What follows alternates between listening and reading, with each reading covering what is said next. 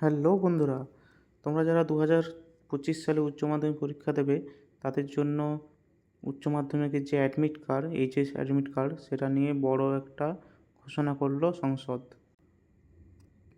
ছাত্রছাত্রীদের সুবিধার জন্য উচ্চ মাধ্যমিক শিক্ষা সংসদ থেকে উচ্চ মাধ্যমিকের অ্যাডমিট কার্ডে নতুন একটি তথ্য যোগ করা হচ্ছে, যে তথ্যটি সকল ছাত্রছাত্রীদের জন্য খুবই উপকারী হবে।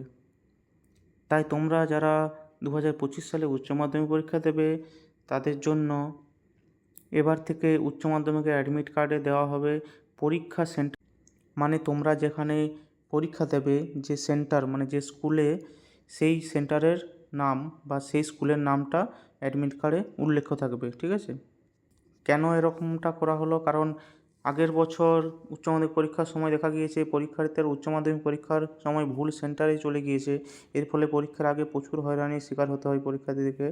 তাই এই সমস্যা যাতে পুনরায় না হয়, তাই উচ্চ মাধ্যমিক শিক্ষা সংসদ থেকে অ্যাডমিট কার্ডে পরীক্ষা সেন্টারের তথ্য দেওয়া থাকবে বলে জানিয়েছেন। ঠিক, এবার থেকে উচ্চ মাধ্যমিকের অ্যাডমিট কার্ডে যে তথ্যগুলো থাকবে সেগুলো হলো পরীক্ষার্থীর নাম ও পরীক্ষার্থীর অভিভাবকের নাম, পরীক্ষার্থীর জন্ম তারিখ, পরীক্ষার্থীর কী কী সাবজেক্ট রয়েছে সেগুলোর নাম, পরীক্ষা সেন্টারের বিস্তারিত তথ্য।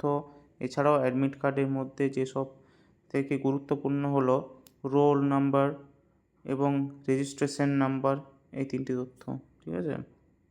তাই তোমাদের অনেক সুবিধা হলো। হ্যাঁ, আগে থেকে তোমাদেরকে হয়রানি হতে হবে না। যে কোথায় সিট পড়বে তোমরা অ্যাডমিট কার্ডে তথ্য পেয়ে যাবে। তাহলে তোমাদের অনেকটা নিশ্চিন্ত হবে যে হ্যাঁ, এখানে সিট পড়েছে।